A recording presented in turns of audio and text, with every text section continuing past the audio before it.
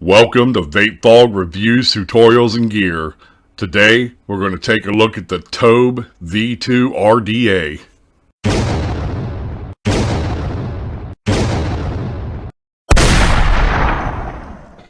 Okay guys, this is the Tobh V2. I picked this up on eBay a few days ago. Well, it just came in today. But I picked it up from a seller by the name of B-Soft Store.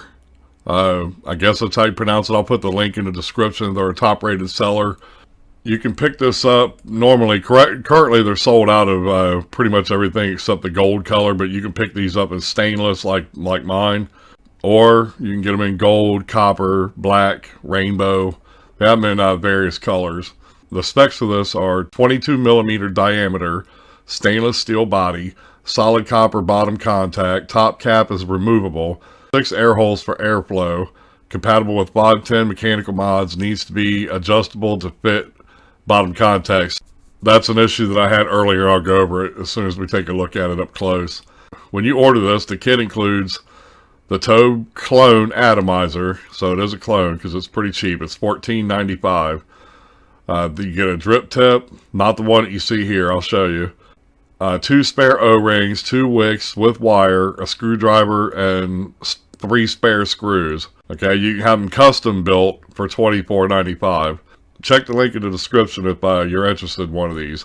So with all that said, let's go up close and take this thing apart and have a look at it.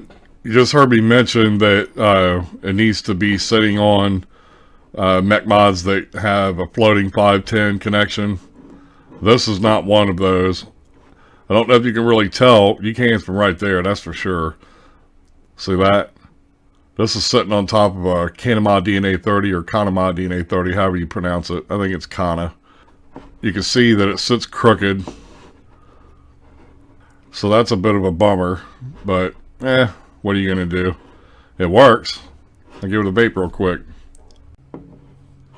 Man, it's got killer vapor production. Alright, anyway, let's go ahead and pull this thing apart.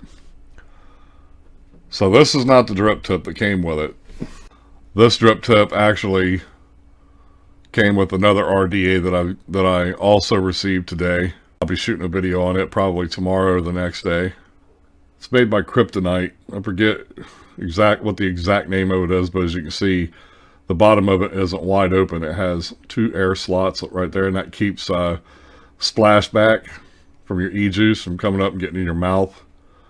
I've been using it on everything that it'll fit on. It doesn't fit on everything because this is kind of long, but I love it. I think it's awesome. What actually came with it was this drip tip, and I didn't even bother opening it since I already have one right here that I ordered a while back. These aren't too bad. I like them.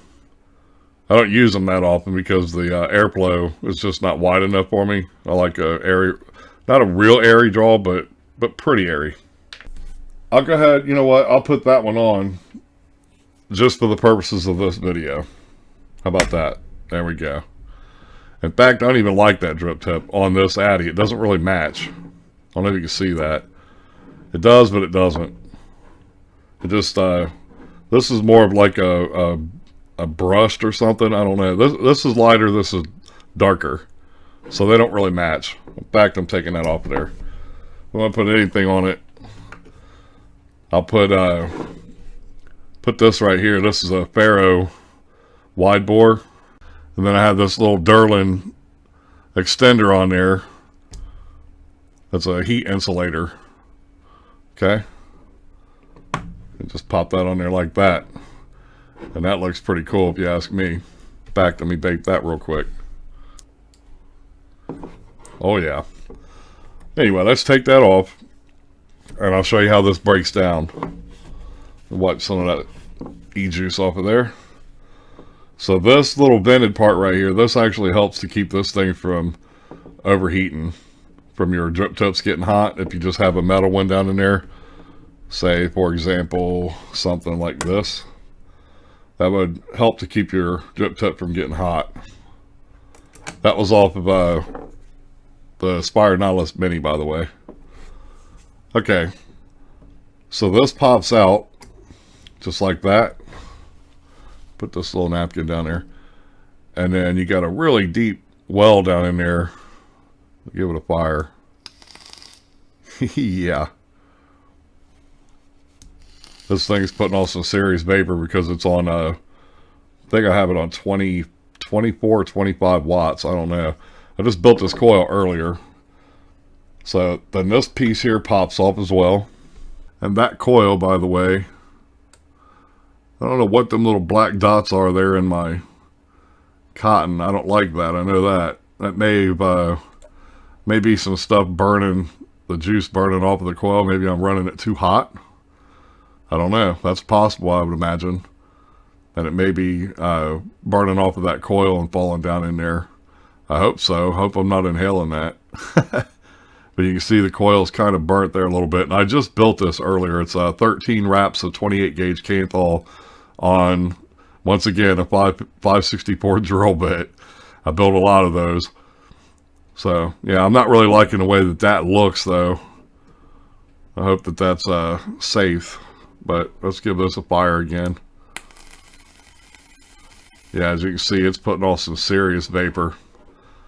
And I'm not sure, I didn't even put this on the ohm reader, to be honest with you, so I could check it on here. These are always wrong, though, by a couple of tenths or whatever.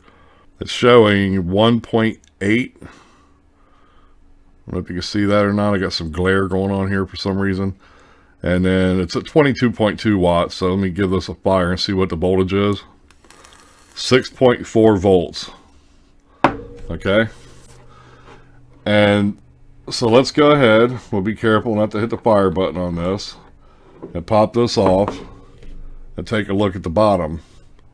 Probably going to dump. Well, it's just about gone. So this is what the bottom of this looks like. You see that there. Tobh Mods V2 2014. And I guess that's like, I don't know. A lot of these people are doing numbering systems. So 2006. And this, you can take this out, but what happens is obviously your center pin loosens up, and there's a little gasket down on the bottom of it. And I messed with it earlier. I probably should have left it alone. I was looking to see if it was adjustable, but I don't think so, man, because it won't turn in any farther than that. And they even say, I just read it a little bit ago, and I didn't read it before, that the devices you put it on need to have a floating 510. This does not. Something like this right here. I just put these in the other day. In fact, I shot a video on it. This is my Nemesis clone. That is a floating 510. Or an adjustable 510, I think is what they actually said. But floating or adjustable, either one would work. Okay. So I can put this on there and it'll work just fine. But this actually is broke right now. I broke it yesterday after I made the video. There's a little center ring in here, and the threads are kind of garbage on this anyway, so I don't know. I reordered those rings for like 10 bucks on eBay, and I also went ahead and ordered another black Nemesis and some other stuff that I'm going to be reviewing. So anyway, that's really about it. I can put this on here. I don't know if you can see this as I screw it down. It only gets to about right there, and then it stops. And I don't want to force it or anything like that, because obviously you can push that 510. If you tighten stuff down too tight, you can actually push that 510 down in there and dislodge it. And then that's going to be a whole different issue for me. Okay, so when we put our cap back on, if you see right here, let me find something to point with. If you see right here, you have these little metal clips sticking up. These are actually what help to adjust your airflow. You got one on one side and one on the other side. Okay, you can see that. Sorry about the sideways view there. So you have one on one side, one on the other side, and then on your cap, your adjustable airflow here, you have three I don't know what size those are. I'm not exactly sure.